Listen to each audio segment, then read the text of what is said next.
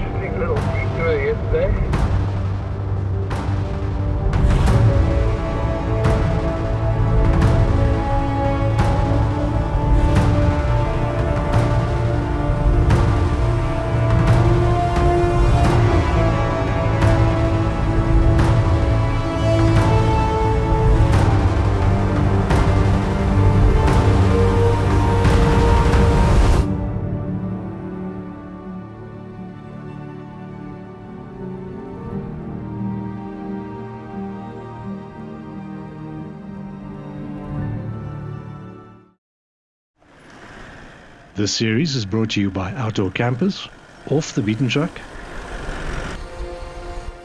Opposite Lock, Adventure Driven,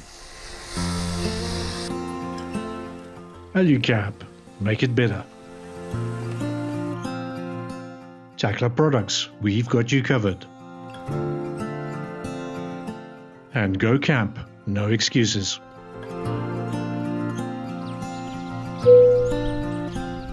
Every journey begins with a choice. Not just where to go, but what to leave behind. The noise, the rush, the weight we carry without even knowing it.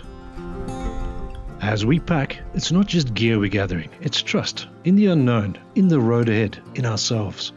There's something sacred in these quiet moments before departure, the stillness before motion, the breath before the leap. We don't exactly know what we'll find out there, but we know it starts here.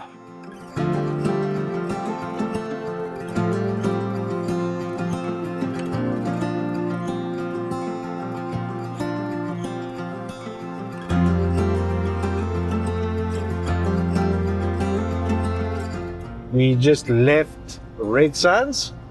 We on the N14. It is a bit busy. You can expect to get some trucks here sometimes.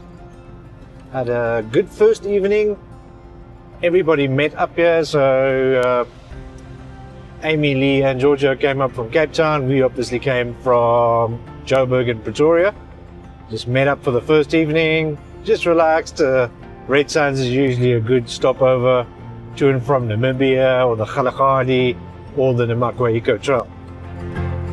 You're excited to see augrabies? Yes. I'm excited to have everybody with us. It's quite a nice convoy and it's pretty, but I'm quite excited to do the Namaqua 4x4 Eco Trail. And it's wet. It's been raining a lot, so yeah. Yeah, we had some rain last night. It seems fairly dry now, and from watching the weather, it's been fairly dry up here, but there is a lot of rain upstream, so the river levels will be a lot higher. The river we're heading to is the Orange River, also called the Gariep. First though, we'll stop at Uppington and Kakamas. Then it's a short drive to our first camp. Morning everybody, very nice morning as opposed to yesterday's afternoon's rain. Georgia and Amy Lee, how was your first night at camp? Our first night was very good. We really thought it was worth coming all the way to Red Sands to see it, and we're really excited for today. Awesome. Francois, I enjoyed it very much. I think we were blessed with a little bit of rain. It cooled it down, settled the dust, so it was really, really pleasant. Yeah, this neck of the woods can get really hot, so yeah, any bit of rain is quite welcome. And Rudu, how's that bushwhacker treating you? No, the bushwhacker was very nice. I had a very comfortable sleep last night. It was really nice, a little bit cooler weather, so it really helped a lot, and it was a really nice experience. Awesome. Nathan? Yeah, it was good. No complaints. Comfortable camping. Also enjoyed the rain. Yeah, it was good. Right, so we've got about 2 hours to Uppington. We'll stop for some last minute supplies, and then we're on to Augrabies National Park.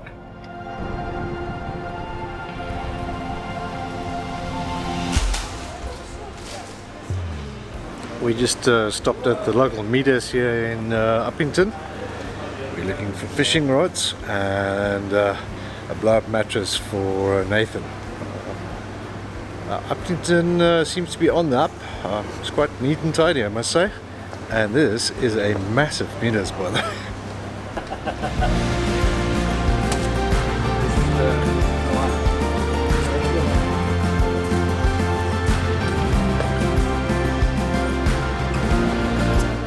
It's a perfect time to grab a coffee as well.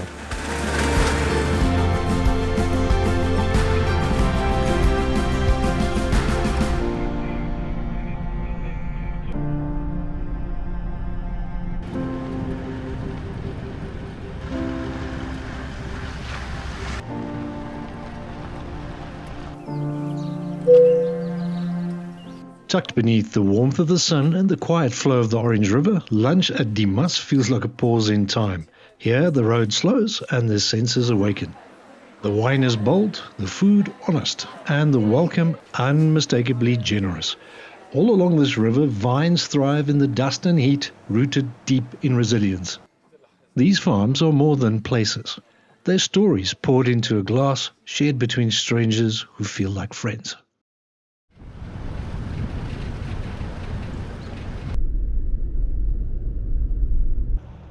Overlanding a lot of times isn't about just hardcore off-roading. It is, after all, vehicle-based adventure travel. So it's really about exploring places, meeting people.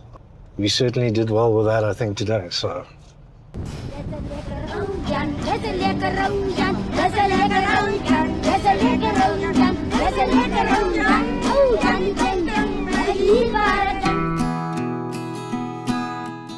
Crossing the Orange always stays with you. There's something about the way the water moves, calm, steady, ancient. It's more than a boundary on a map. It's a threshold. One side is the world you know, the other something deeper, quieter.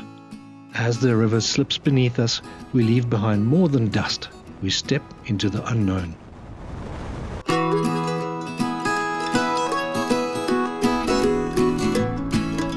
The further we drive, the quieter the world gets, and more people begin to thaw. Smiles linger longer, conversations grow deeper. Out here, even the silence feels like connection.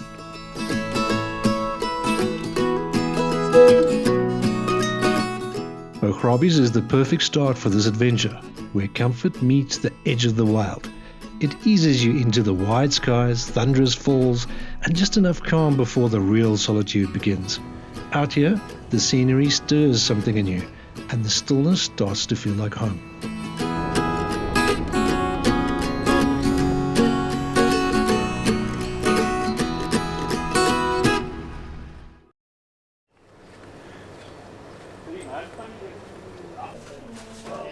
It might be small, but it must be one of Sandpark's best-run parks.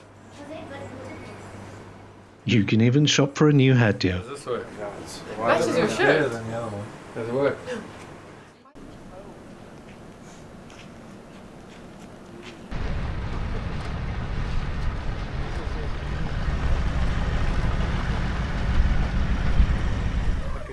Camp settles quietly around us. Zips drawn, firewood stacked, boots kicked off. The day exhales. And then, drawn by a distant roar, we walk. Not far, but far enough to remember why we came. The Augrabies Falls. Wild, relentless and alive. As you approach, you don't just see it, you feel it.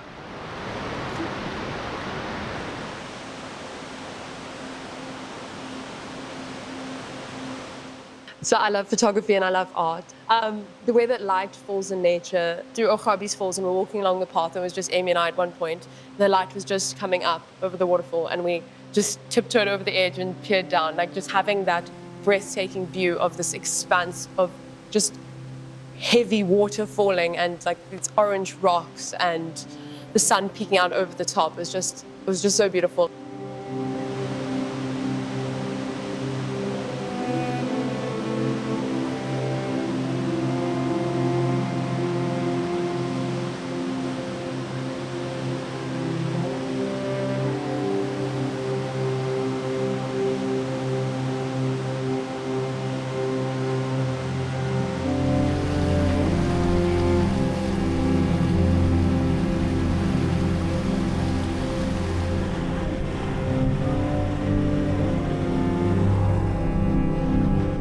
The world here feels still, vast, silent, untouched.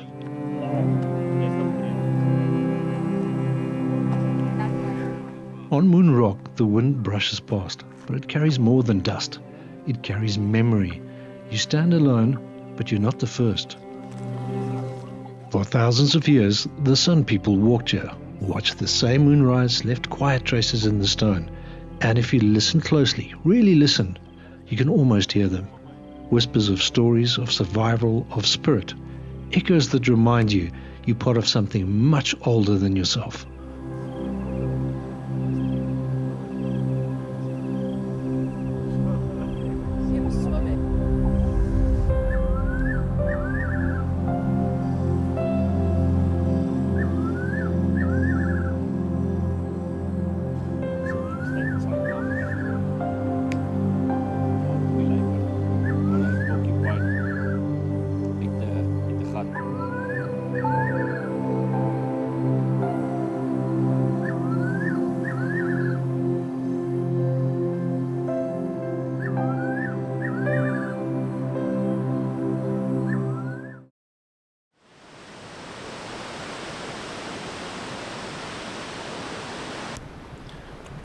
So the benefit of actually camping at Augrabies is you can hit the sunrise here over the waterfalls. Highly suggest you do that. Whereas the day visitor, you can only come later. So that's definitely the advantage of staying here. And the campsites are pretty nice as well, very traditional, but really like them.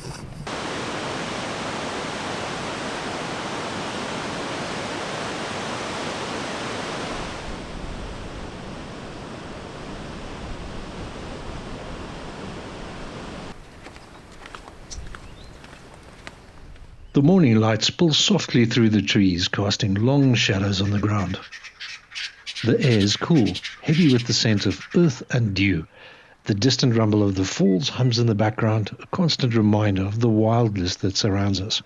The campsites feel timeless, simple, traditional, but spacious enough to breathe, to pause. There's no rush, no need to hurry. We move at the rhythm of this place, gathering ourselves slowly, savoring the silence. The journey is ahead, but for now, we linger with the stillness, letting the world wake with us.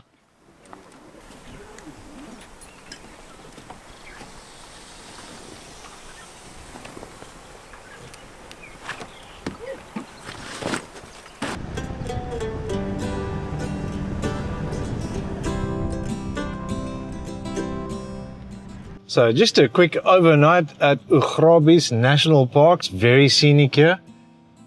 And the campsite's the first time I've actually stayed overnight. I usually just before came as a day visitor, and I can actually recommend it. The bathrooms were very nice, the campsites are quite quaint and well equipped and very well looked after. Well done, Sand Parks. It was your first time here, what did you think? Very pretty, very nice, very different than what I've experienced before. The falls, it's amazing, and it's not even at full capacity yet. So it would be really nice to see it at full capacity and coming down, but the sunrise was gorgeous. So the name Augrabies originates from the Khoi word augrabies, which means place of great noise. So that's the noise the waterfall makes. Very interesting place to visit. I highly recommend it.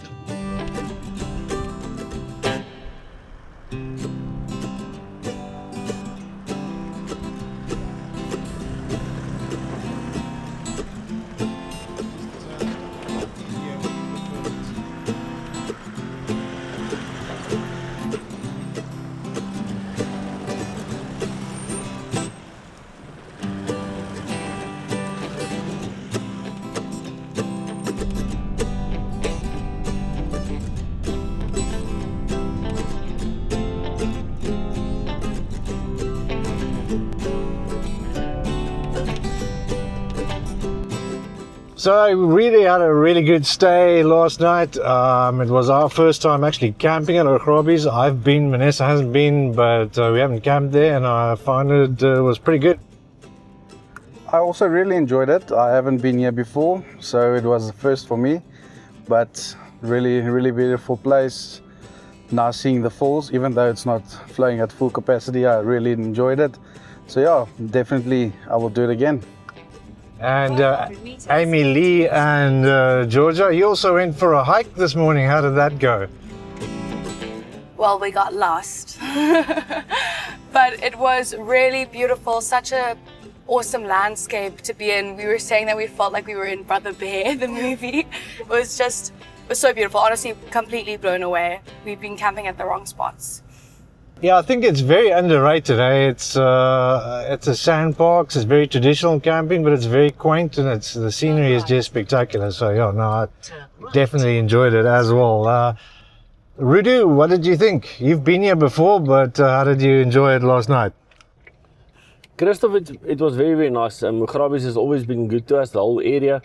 And we've never camped inside of Augrabies. We've always camped just outside.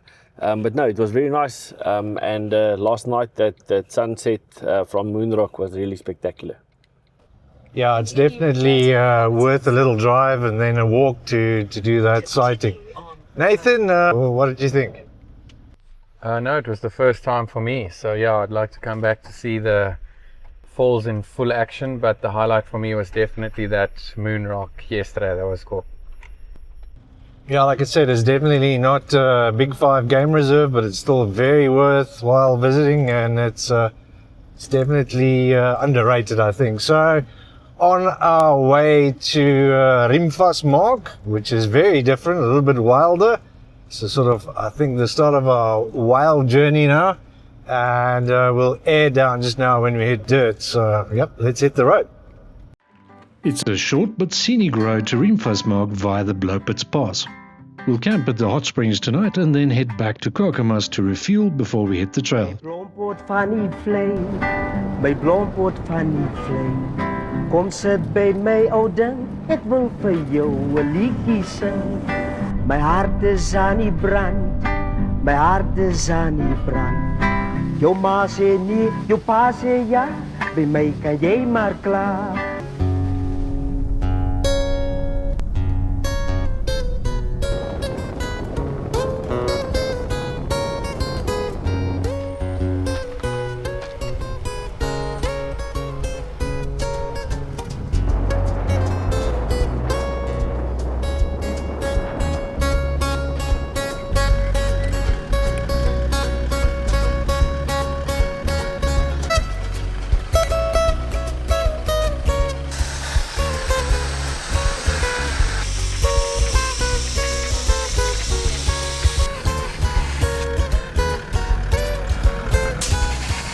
Think about stopping in the middle of the day to air down?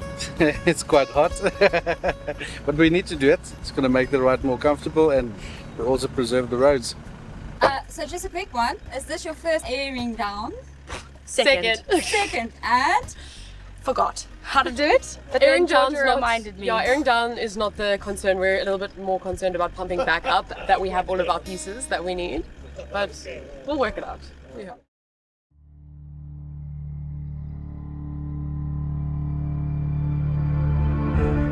The road twists and climbs, the Blowpits Pass unfolding before us like an ancient map. Every corner reveals a new canvas, stark, dramatic, the land carved by time itself. River trees rise from the earth like silent sentinels, their twisted branches reaching for the sky, bearing witness to centuries of change. Their presence is a reminder of how life endures, even in the harshest of places. The gravel crunches beneath the tires, the climb steep but steady. With each turn, we pull deeper into the heart of this place.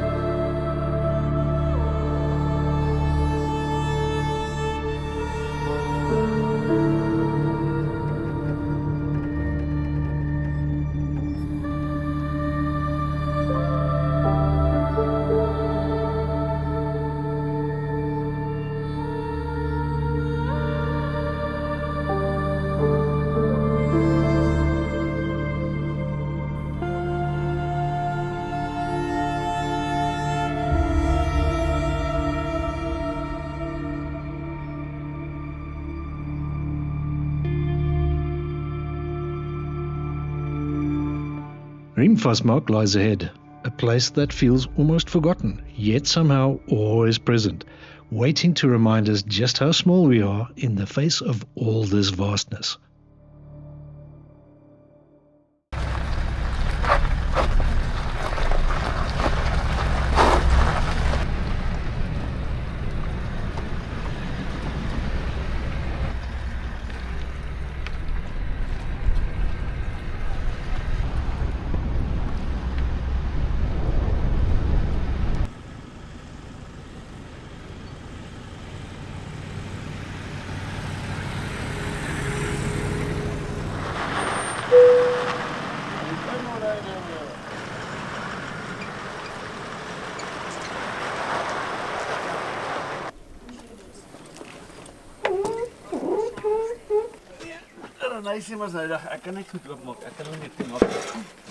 So this is Rimfasmark. The Malpo River actually runs underground for the most part, and here it surfaces, and because it's been running underground for so long, it surfaces in mineral water, so it's actually quite warm, and it's hot springs, natural hot springs here, and some of it's been dammed into sort of pools. Regular viewers of the channels will know I couldn't camp at one of the campsites the last time because of the river levels. Same problem this time. So we've had to sort of camp in the day visitor area, which is not bad. It's really nice down here, but with impending floods coming down, you never know. You don't want to be camping inside riverbeds. We are walking to the hot springs now, so let me show you around there. It's a very beautiful area, this, no doubt about it.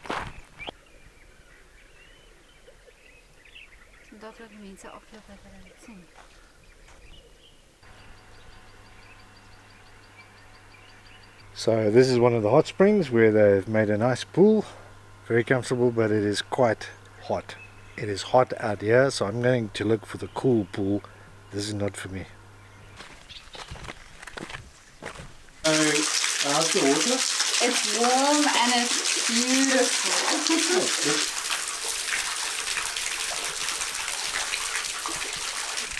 It's pretty cool. It's a little warm because it is like, I think it's like 37, 38 at the moment. But once you're out, it does cool down, and I think this will be pretty cool in winter actually. But nevertheless, nice experience. It is, if you can use the campsites, very bush camps. Even if you use the public area, there's some ablutions there and everything, so it's not bad. Fortunately, we have good company as well. The campsites might be basic, but the location is stunning.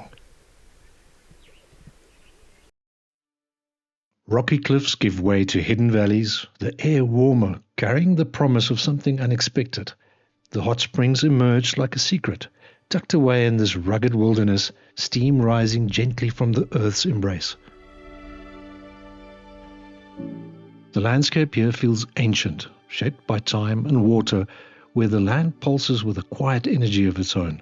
Surrounding us, the hills stand tall and silent, a sea of sand and scattered boulders, while the warm waters beckoned us to pause, to soak in the stillness of this place, hidden in this unexpected corner of the world.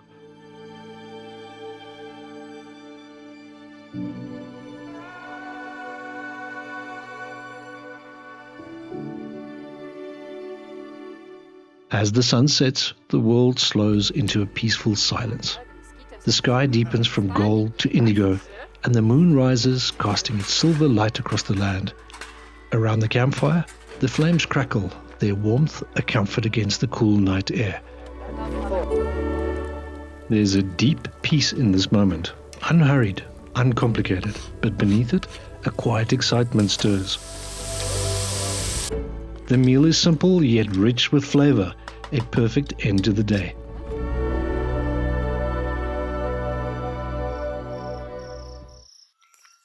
As we sit together, we know tomorrow holds more, the wild, the unknown, the next chapter of this journey. But for now, there's only this, the fire, the moon, and the calm that comes when you're exactly where you're meant to be.